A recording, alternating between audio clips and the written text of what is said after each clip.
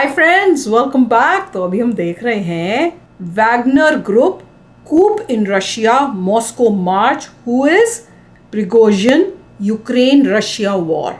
चलो देखते हैं, वीडियो शुरू करते हैं। वीडियो शुरू करने से पहले अगर आप चैनल पर नए हो और आपने अभी तक सब्सक्राइब नहीं किया तो जल्दी से पहले सब्सक्राइब के बटन और बेल आइकन को क्लिक कर लो ताकि आपको हमारे सारे न्यू वीडियोस के नोटिफिकेशन मिल जाए जैसे हम अपलोड करें। अगर आपको वीडियो पसंद आता है प्लीज़ लाइक एंड शेयर। चलिए शुरू करते हैं। अभी हमने पहले भी एक वीडियो देखा था वैगनर ग्रुप के बारे में, और वैगनर ग्रुप क्या है, मर्सिनरीज हैं।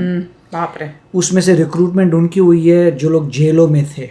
जेलों में पकड़ा हुआ था जिन लोगों को, उनको डील दी है कि अगर तुम इस वॉर में जाते हो, उस वॉर के बाद बच जाते हो तो तुम्हें छोड़ देंगे, तुम फ्री हो जाओगे। तो बस यही मेन है। और उसके बाद हुआ यह था, जो ये प्रिगोजिन है ये शेफ था मिस्टर पुतिन का। शेफ जो खाना बनाता है वो हेड बना वैगनर का, और वो गया वॉर में। वो लोग जीते भी, काफ़ी समय लगा, काफ़ी लोग मरे, काफ़ी जीते, मगर प्रिगोजिन जो है बीच बीच में अजीब सी हरकतें करता है। एक बार ये चिल्लाने लग गया मॉस्को पे, मेरे पास आर्म्स एम्यूनिशन नहीं है, ये नहीं है, वो नहीं है, हम लोग वापस आ रहे हैं, ये कर देंगे। फिर आर्म्स एम्यूनिशन आगे ठीक हो गया। उसके बाद ऐसा लग रहा है इसने म्यूटनी की। मैंने पढ़ा था कहीं कि अब सब सब मॉस्को की तरफ जाएंगे, कंट्रोल ले लेंगे। तो बहुत कुछ घपला हो रहा है ये एक बंदे की वजह से। समझ नहीं आ रही क्या चल क्या रहा है। अब इसको बोला गया तू बेलारूस में चले जा। अब ये बेलारूस में जा रहा है, तो पता नहीं क्या क्या टंडे चल रहे हैं, मगर ये पता चल रहा है कि पुतिन का ही शेफ वो म्यूटनी कर रहा है अगेंस्ट पुतिन। बताओ भाई क्यों, क्या केओस है। और लोग वो जो जेलों से रिक्रूट होके आए हैं। बिल्कुल। तो चलो वीडियो शुरू करते हैं। जय हिंद। देखिए, हम लोग वैगनार ग्रुप के बारे में समझते हैं, और क्या वैगनार ग्रुप के विद्रोह के बाद पुतिन कमजोर पड़ गए हैं या और शक्तिशाली हो गए हैं। कहीं ऐसा तो नहीं है वैगनार ग्रुप को फंसा देना खुद पुतिन की ही चाल थी। देखिए, वैगनार ग्रुप एक प्राइवेट आर्मी की ग्रुप है। वैगनार ग्रुप की शुरुआत जो की थी प्रिगोजिन और दिमित्री उत्किन ने किया था। इसका मुख्यालय जो है वो सेंट पीटर्सबर्ग में है। सेंट पीटर्सबर्ग में इसका मुख्यालय, और इसकी सेना बहुत जगह फैली हुई है। ये रिक्रूटमेंट भी अपनी सेना में करते रहते हैं। इसका मुख्य जो करता धरता था वो प्रिगोजिन था। प्रिगोजिन पहले एक शेफ था, मतलब पहले वो रेस्टोरेंट चलाता। जब पुतिन 1990 के दशक में जब वो मेयर का ऑफिस में काम करते थे, उसी समय प्रिगोजिन अपना एक रेस्टोरेंट खोला था। उस रेस्टोरेंट में जाके ये खाना खाते थे पुतिन। तो वहीं से इन दोनों की दोस्ती हो गई। बाद में पुतिन जो है वो सत्ता हथिया लिए, बाद में इनसे करीबी बढ़ी, तो ये शेफ बना और बड़े बड़े लोगों को खाना खिलाया। देखिए यहाँ पे बुश से लेके जितने राष्ट्राध्यक्ष थे उन सबको ये खाना खिलाया। बाद में ये कॉन्ट्रैक्टर बन गया और धीरे धीरे इसकी संपत्ति बढ़ती गई, और इसने बनाया एक वैगनार ग्रुप जो प्राइवेट आर्मी का सिलेक्शन करती थी। ये प्राइवेट आर्मी पूरी दुनिया में फैली हुई थी। ये माली में गई, लीबिया में, कांगो में, सीरिया में, और हर जगह इसने अपनी प्राइवेट सेवा दिया था। प्राइवेट आर्मी से फायदा ये होता है कि अगर ये कुछ कांड भी कर देते हैं तो सरकार कर देती है, हमको क्या मतलब, है तो कोई प्राइवेट कंपनी थी। यानी ये व्यक्तिगत लाभ, राजनीतिक इच्छा और अपने कोई एक राजनीतिक महत्वाकांक्षा को पूरा करने के लिए होता है। क्योंकि आर्मी के ऊपर अगर कोई एक्शन होता है, आर्मी कुछ करती है तो सीधे वो सरकार के ऊपर बात आती है। तो ये प्राइवेट आर्मी वहां ये काम को कर देते थे और सरकार सीधे सीधे बच जाती थी। ये वैगनार ग्रुप, इसमें बहुत खतरनाक लड़ाके शामिल होते हैं। विगत इधर सालों में, यहाँ हालिया महीनों में देखेंगे तो इसमें गोरखा, नेपाल से गोरखाओं भी वहां जाने लगे हैं इसमें शामिल करने के लिए। यहाँ पे प्रिगोजिन ने बहुत बड़े मात्रा में जेल से कैदियों को निकालकर और अपने इस वैगनार ग्रुप में शामिल करने का प्रयास किया था। आप सोचिए, जेल में कोई अच्छा आदमी तो जाता नहीं है, खतरनाक लोग पहुंचते हैं, उसको ले आके ये वैगनार ग्रुप में शामिल कर दिया। तो आप अंदाजा लगाइए वैगनार ग्रुप कितना ही ज्यादा खतरनाक था। वैगनार ग्रुप चर्चा में और पावर में तब आया जब 2014 में रसिया ने क्रीमिया को कब्जा किया। रसिया ने जैसे क्रीमिया को कब्जा किया, यहाँ पर उसने वैगनार ग्रुप का ही मदद दिया। आप याद कीजिए, रसिया ने जब दोबारा डोनेस्क और लुहांस्क में जब कब्जा किया था तो उसने एक बहाना किया था, कहा था कि वहीं के लोग चाहते हैं कि ये विद्रोह, मतलब रसिया उन पे कब्जा कर ले। वहीं के लोग नहीं थे, पहले ही इसने घुसा दिया था वैगनार ग्रुप को। क्योंकि वैगनार ग्रुप ऑफिशियली रसिया का तो है नहीं, रसिया मना कर देता है कि भैया जो चीज हमारा है ही नहीं, हम उस पर जवाब क्या दे सकते हैं यहाँ पे, और वो लोग अंदर घुस के बवाल कर देते हैं। तो मेनली ये पावर में आए थे सब यूक्रेन वार को लेकर, और ये रशियन आर्मी के साथ साथ लड़ रहे थे पूरी की पूरी यूक्रेन वार में, और काफी साथ दिया इन लोगों ने रशियन आर्मी का। लेकिन मई के महीने में ना इन दोनों में अनबन होने लगी, और अचानक से ये जो यूक्रेन का ये वाला एरिया था, इस एरिया में जहां वैगनार ग्रुप थी, आर्मी थी, वो अचानक से यहाँ से पीछे हटने लगी और पीछे हटने लगी और कही कि हम यहाँ से अब लड़ाई नहीं लड़ेंगे। ये खेरसन वगैरह से पीछे हटने लगी थी, यहाँ पे बहुत ज़ेपोरिज़िया वगैरह से ये पीछे हटने लगे थे सब। और अल्टीमेटली क्या हुआ, 20-21 जून के बीच में ये लोगों ने बहुत खतरनाक रूप ले लिया और पीछे हटते हटते ये यूक्रेन छोड़ के और रसिया के शहर रोस्टोव पे कब्जा कर लिया। अब रसिया का शहर रोस्टोव इसलिए जरूरी है कि पूरी यूक्रेन लड़ाई में इस साइड का जितना कमांड सेंटर और लॉजिस्टिक सेंटर है वो रोस्टोव ही है, यहीं से सारा सामान जाता है। इन लोगों ने रोस्टोव शहर को कब्जा कर लिया और यहाँ एक हाईवे है M4 हाईवे। ये हाईवे सीधे मॉस्को तक जाता है। मॉस्को यहाँ से 1000 किलोमीटर है, 1000 किलोमीटर है रोस्टोव से मॉस्को। ये लोग मॉस्को मार्च निकाल दिए और प्रिगोजिन जो है इसका अध्यक्ष, उसने कह दिया कि बहुत जल्दी हम रसिया को एक नया नेतृत्व प्रदान करेंगे, मतलब तख्ता पलट की कोशिश थी। इसी क्रम में जब ये रोस्टोव से आगे बढ़े तो वोरोनिज शहर से पहले इन्होंने रसिया के एक हेलीकॉप्टर को मार के गिरा दिया। अब वोरोनिज शहर के जब रसिया के हेलीकॉप्टर को मार के गिराया तो जैसे ही इनकी आर्मी यहाँ रोस्टोव से पार करते हुए वोरोनिज शहर तक पहुंची तो यहाँ पे रशियन आर्मी और ये वेगनार ग्रुप के बीच फाइट हुआ और ये फाइट खत्म करके ये वेगनार ग्रुप आगे बढ़ने लगी रसिया से और यहाँ से 200 किलोमीटर पहुंची तो ये मॉस्को से की ओर जाने वाली सारी सड़कों को घेर दिया गया। लेकिन 200 किलोमीटर दूर वेगनार ग्रुप रुक गई। इसी बीच क्या हुआ कि यहाँ से बेलारूस की एंट्री होती है। बेलारूस कहता है प्रिगोजिन को समझौता करा देता है, प्रिगोजिन यहाँ से बेलारूस चले जाते हैं और यहाँ से वो आदेश देते हैं कि यहाँ से उनकी सेना अब लौट जाएगी। अब यहाँ से वेगनार ग्रुप जैसे आई थी, वेगनार ग्रुप यहाँ से फिर से उसी तरह से वापस लौट गई यूक्रेन के रास्ते। लेकिन पुतिन इस पर पूरी तरह से भड़क चुके हैं। पुतिन ने सबक सिखाने का ठान लिया है वेगनार ग्रुप पर। देखिए एक्चुअली हुआ क्या था, इसके पीछे जांच के बाद क्या पता चला उसको हम समझते हैं। देखिए सारी कहानी होती है, अचानक से ये 2 दिन का तख्ता पलट शुरू होता है और ये बेलारूस के लुकाशेंको, तो लुकाशेंको के इंटरफेयर के बाद अचानक एक दिन में तख्ता पलट खत्म हो जाता है। ये इतना चुटकी में नहीं है। हालांकि आप समझ सकते हैं पुतिन कितना पावरफुल इंसान और कितना इनका पकड़ होगा कि चौतरफा ये प्रतिबंधों से घिरे हुए हैं, पूरे बेलारूस में पानी की गरिया रहा है, यूक्रेन में लड़ाई लड़ रहे हैं और अंदर तख्ता पलट की बवाल हो रहा है, फिर भी 2 मिनट में सुलझा दिया ये इंसान। देखिए हो रहा क्या था यहाँ पे, ये सब चीज पहले से पुतिन की चाल थी। समझिए पुतिन ने क्या किया, जब वेगनार ग्रुप का सहारा लेना था तो वेगनार ग्रुप का सहारा लेने के लिए इन्होंने पुतिन ने पूरी यूक्रेन वार की जिम्मेदारी अब जनरल सर्जेई सुरोविकिन को, ये जो थे ये वेगनार ग्रुप के सपोर्टर थे, ये वेगनार ग्रुप को प्रॉपर सपोर्ट कर रहे थे और वेगनार ग्रुप जो थी अपने पूरे लड़ाकों के साथ घुस गई यूक्रेन की लड़ाई में। और ये सर्जेई थे, ये पूरी तरह वेगनार ग्रुप को हथियार, पैसा, लॉजिस्टिक सब सप्लाई कर रहे थे और इन्हीं के दम पर बहुत तेजी से यूक्रेन पे कब्जा कर लिया गया। लेकिन ये लोग थोड़ा ज्यादा मन बढ़ गए थे, इन लोगों को लगता था कि यही रसिया को कंट्रोल कर रहा है। ये बहुत ज्यादा मन इनका जब बढ़ने लगा तो पुतिन ने कहा कि भैया अब हमको अपनी ओरिजिनल चाल पे आना पड़ेगा। इसने क्या किया, सर्जेई को पद से हटा दिया और सेनापति बना दिया। अगला जनरल जो नियुक्त कर दिया जिसके कंट्रोल में पूरी यूक्रेन वार होनी थी वो बना दिया वेलेरी जेरासिनोव। इस स्टूडेंट का नाम वो होता है, लगता है दवाई वाई का नाम है, वेलेरी जेरासिनोव। इनको बना दिया सेनापति। अब भैया ये ठहरा इसके खिलाफ, इनके खिलाफ। इसने क्या किया, इनको पैसा देना रोक दिया, इन्हें लॉजिस्टिक सप्लाई देना रोक दिया, हथियार देना रोक दिया, खाना पीना सप्लाई रोक दिया। अब ये भैया ये भड़क गया, ये बोला भैया तुम तो बहुत अच्छा थे, ये इन दोनों में पहले से खुन्नस चलता है भैया यहाँ पे। इसने चढ़ा दिया इसको कि एक काम करो तुम पुतिन के खिलाफ ही बगावत कर दो। पुतिन का तो यही चाल था भैया कि पहले तुम ही को हम आगे बढ़ाएंगे और तुमसे हम जीतेंगे, कूचाएगा तुम तभी मेरा ही फायदा, कूच देगा यूक्रेन को तभी मेरा फायदा। ये बेचारा फंस गया इसी चक्कर में। यहाँ पर आ गए वेलेरी जेरासिनोव, ये पूरी तरह से सप्लाई रोक दिए, जिस वजह से ये भड़क गया और कहा हमें हथियार नहीं मिल रहा है, पैसा नहीं मिल रहा है, सप्लाई नहीं मिल रहा है, खाना नहीं मिल रहा है, लॉजिस्टिक नहीं मिल रहा है, सपोर्ट नहीं मिल रहा, हम जाके मॉस्को पे चढ़ जाएंगे। कहा सजरा तू नहीं आओ तोरा बताते हैं। पहले से लुकाशेंको को रेडी रखा गया था। इसी बीच ये लोग आ गए और पूरी तरह से एक दिन में सारा मामला खत्म हो गया और वेगनार ग्रुप कमजोर हो गया। देखिए अमेरिका इस घटना का थोड़ा भी विरोध नहीं किया। हालांकि रूस के हर एक मामले में अमेरिका विरोध करता है, लेकिन अमेरिका ऐसा नहीं किया क्योंकि अमेरिका की भी प्राइवेट आर्मी है। जिस तरह रसिया की वेगनार ग्रुप है वैसे अमेरिका की भी प्राइवेट आर्मी है, ब्लैक वाटर। ब्लैक वाटर ये आर्मी सस्ती पड़ती है, प्राइवेट लेना सस्ता पड़ता है, इनको सैलरी दो काम खत्म, कोई एक्स्ट्रा बेनिफिट देने की जरूरत नहीं है, क्वार्टर, हॉस्टल, स्कूल ये सब कुछ देने की जरूरत नहीं है।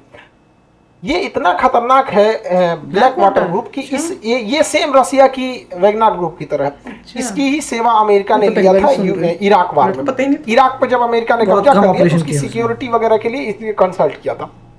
ये लोग किसी को गोली मार देते हैं, कोई जवाबदेही नहीं है, ना ही कुछ है। अमेरिका पल्ला झाड़ लेता है, भैया ये क्या हुआ यहाँ पे। एक बार एक इराक में एक गाड़ी आ रही थी, इन लोगों ने उस गाड़ी के ऊपर हमला कर दिया, बेचारे 2007 की ये घटना है, उसमें 17 सिविलियन लोग मर गए वहां पे, तहस नहस हो गया। आज इराक का क्या हाल है, बर्बाद करके चले गए सब, यहाँ पे तहस नहस कर दिया यहाँ पे। बाद में इसकी बहुत खिंचालेदर हुआ, किरकिरी हुई, तो इसका नाम बदल के एकेडमी रख दिया गया। दोनों बात बराबर ही, लेकिन इस तरह के मामले में अमेरिका नहीं बोला होगा। तो मतलब ये हम बता रहे हैं कि देखिए अमेरिका क्या चीज करता है। अब इसमें अपने मेन टॉपिक पे आते हैं।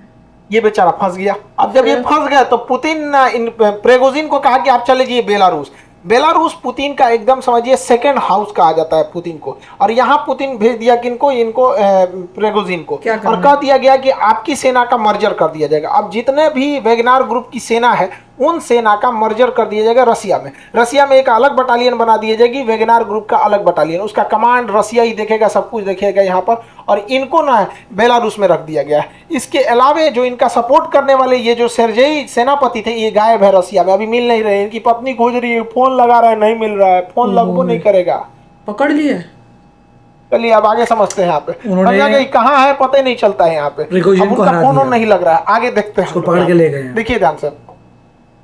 तो ये इनको बेलारूस भेज दिया गया इनकी पूरी सेना में। अब क्या किया गया है, अब कमांड दिया गया चेचन लड़ाके जो यहाँ पे रमजान कादिरोव को। पुतिन के सबसे भरोसेमंद अगर कोई है वो रमजान कादिरोव है। ये चेचन लड़ाके ये सबसे खूंखार माने जाते हैं। अब जो लड़ाई का रुख होगा वो कंप्लीट चेंज हो जाएगा। जो पहले नहीं हुआ था अब होगा। अब रसिया भयानक रफ्तार से हमला करेगा और यूक्रेन पे 3 तरफा हमला कर देगा। अब प्रिगोजिन जो है वो बेलारूस से हमला करेगा अपने वेगनार ग्रुप के लड़ाकों के साथ। तो यहाँ बेलारूस से हमला कर देगा प्रिगोजिन, और यहाँ रसिया से हमला करेगी उसकी मेन आर्मी। और ये रसिया का ये एरिया चेचन्या कहलाता है। चेचन्या में चेचन फोर्सेस को लेके आगे बढ़ेंगे ये रमजान कादिरोव। अब ये 3 ओर से तबातोड़ हमला होगा यहाँ पर यूक्रेन में। अब यूक्रेन को कोई बचाने वाला नहीं आएगा और ये हमला तेज हो भी गया है। देखिए यूक्रेन का ये एरिया जो है, ये एरिया में इसके सबसे बड़े परमाणु रिएक्टर में आते हैं। यहाँ पर ज़ेपोरिजिया नाम है। ये डाइपर नदी के किनारे शहर है ज़ेपोरिजिया में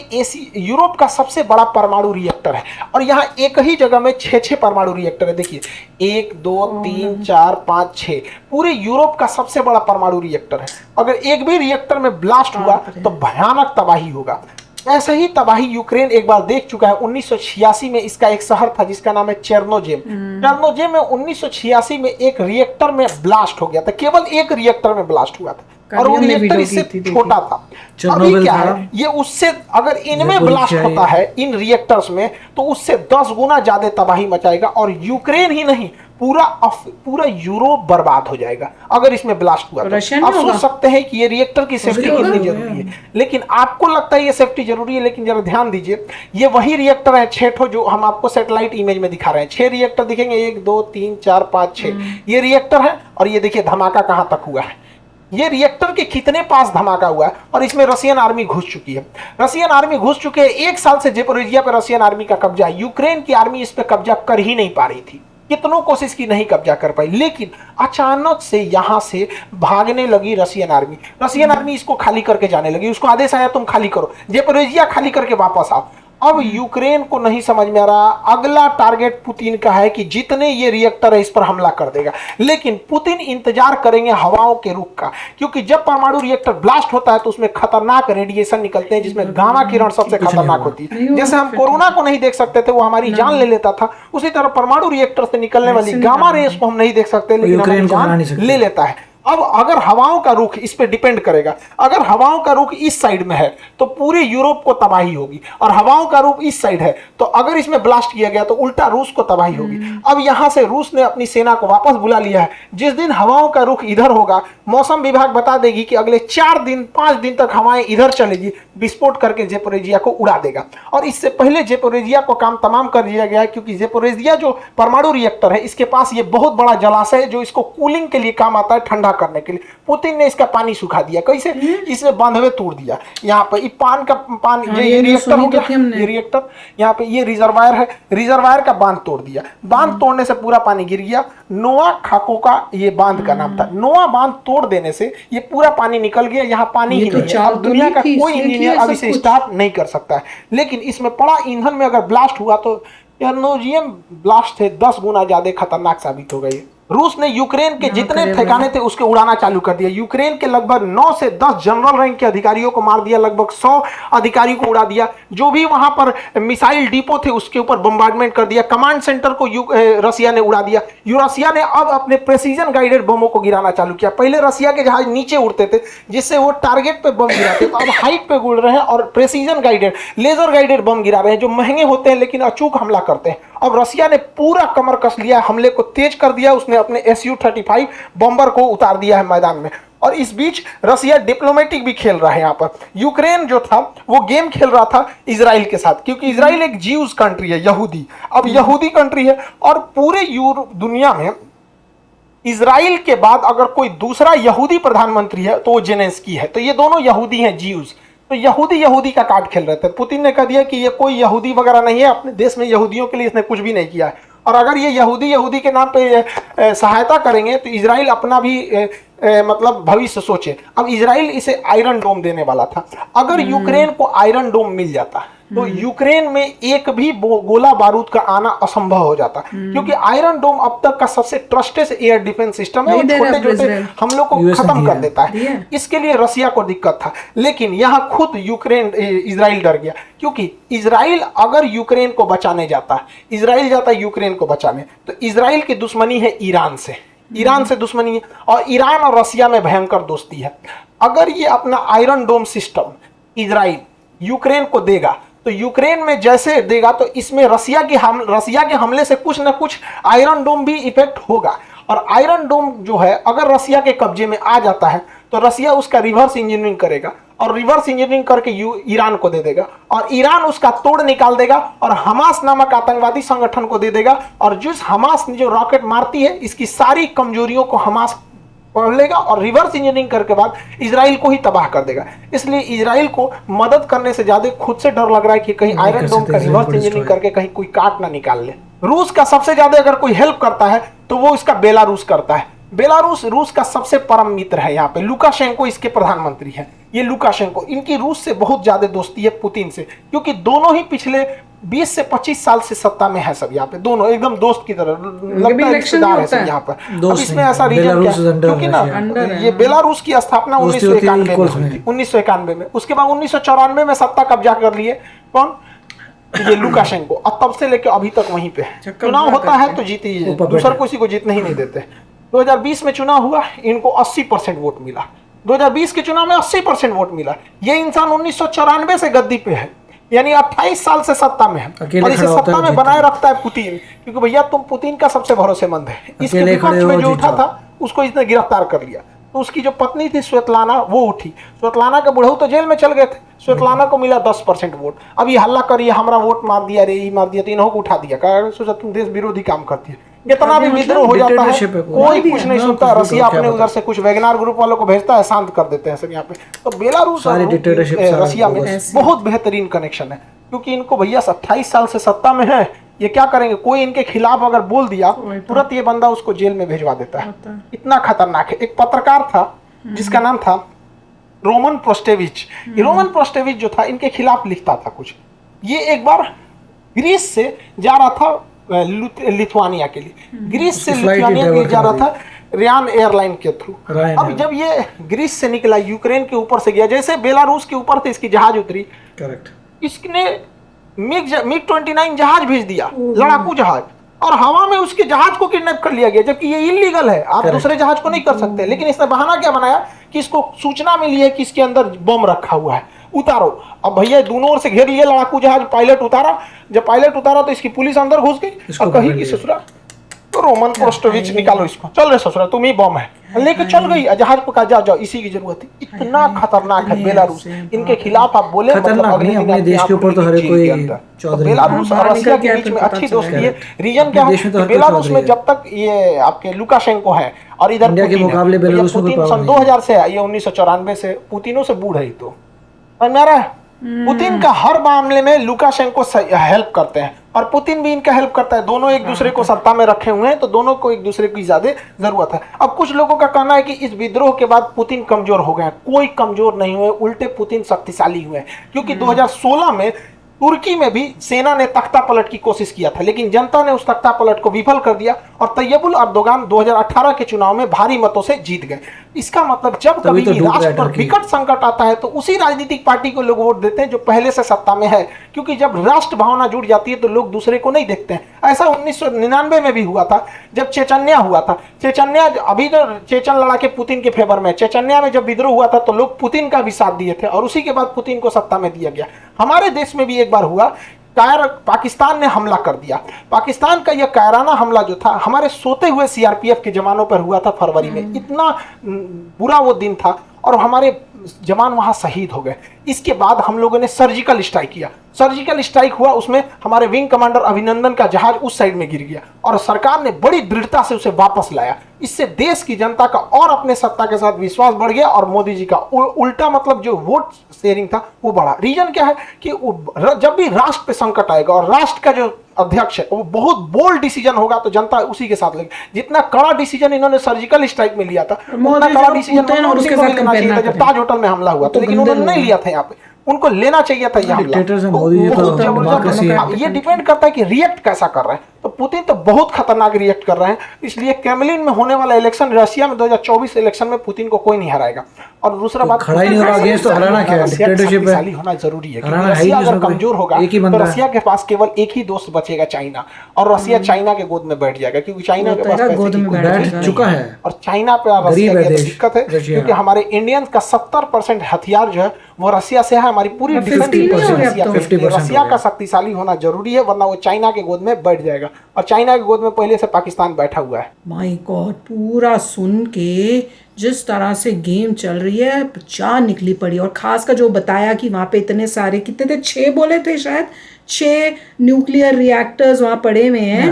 जापोरिजिया में तो काफी समय से रशिया वो कह रहे हैं कि पहले से, जब हमने सुना था डैम को कर दिया है, तो हो सकता है पहले से प्री प्लान्ड हो कि पहले डैम करेंगे फिर अटैक करेंगे, क्योंकि कह रहे हैं कि सारे लोगों को, अपनी आर्मी को पीछे कर दिया है।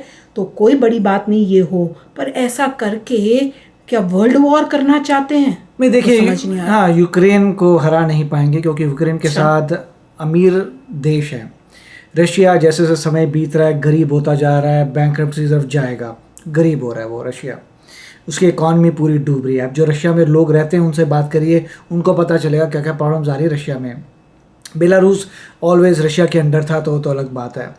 ईरान ऑलरेडी गरीब हो चुका है। तो सभी ये गरीब हैं, गरीब देश मिलके एक वेस्टर्न ब्लॉक को जो इतना अमीर है को ज़्यादा नहीं कर पाएंगे। अगर ज़्यादा इरिटेट करते हैं तो दूसरी तरफ भी एग्रेसिव ज़्यादा हो जाएगी, जो रशिया करेगा नहीं, राइट? क्योंकि अगर आप वेस्टर्न वर्ल्ड के सारे न्यूक्लियर वेपन्स प्लस यूएस के इंक्लूड कर लें तो रशिया से भी ज़्यादा हैं। तो पॉइंट ये है, मगर पुतिन भी चाहते नहीं है कि वर्ल्ड वॉर हो जाए, फिर तो उनको पता है कि कोई बचेगा नहीं, तो ऑब्वियसली वो गोल तो नहीं है। मगर यूक्रेन की वॉर काफ़ी समय तक चलेगी और रशिया बैंकरप्सी की तरफ जाएगा। आगे क्या होता है आई डू नॉट नो, मगर ये है कि डेफिनेटली वैगनर जो भी आए थे उसने ये किया था और काफ़ी लोग मरे हैं वैगनर के। तो जितने भी जो प्रिजनर्स थे वो इंस्टेड की सोचे कि हम वॉर आने के बाद फ्री हो जाएंगे, वो सीधा मर के भगवान के पास जा चुके हैं। तो बहुत ही कॉम्प्लिकेटेड सिचुएशन है। मगर अगर क्या पुतिन से स्ट्रांग हुआ, आई डोंट नो। वो जहाँ तक मेरे ख्याल से जो एलाइज हैं रशिया के वो यही पोर्ट्रे करेंगे कि बहुत स्ट्रांग हुआ, जो एलाइज नहीं है रशिया के वो पोर्ट्रे करेंगे कि वीक हो गया, प्रॉब्लम्स हैं। तो हर एक का अपना नज़रिया, मगर जो डेटा है वो ये है कि एक तरफ अमीर कंट्रीज़ हैं और एक तरफ एक कंट्री तो धीरे धीरे गरीब हो रही है और चाइना के साथ जा रही है, क्योंकि चाइना अब अमीर है, रशिया अमीर नहीं है। और रशिया ऑलरेडी चाइना से बहुत कुछ मांग रहा है, तो बहुत ही डिफ़िकल्ट हो जाएगा क्योंकि चाइना और रशिया एक होने वाले हैं। रशिया छोटा रहेगा, चाइना बड़ा रहेगा। चलो, अब भी शेखर अपने थॉट्स बताना, आपको क्या लग रहा है, क्या होगा, क्या आगे का फ्यूचर क्या दिख रहा है। तो चलो चलते हैं, मिलेंगे नेक्स्ट वीडियो में बहुत ही जल्द। Till then take care and bye bye. तो अगर आप मेरे इस चैनल पे नए हो तो जल्दी से सब्सक्राइब के बटन को हिट करो और बेल आइकन को क्लिक करो, ताकि आपको मेरा जब नया वीडियो मैं लगाऊं आपको उसके बारे में जल्दी से पता चल जाए।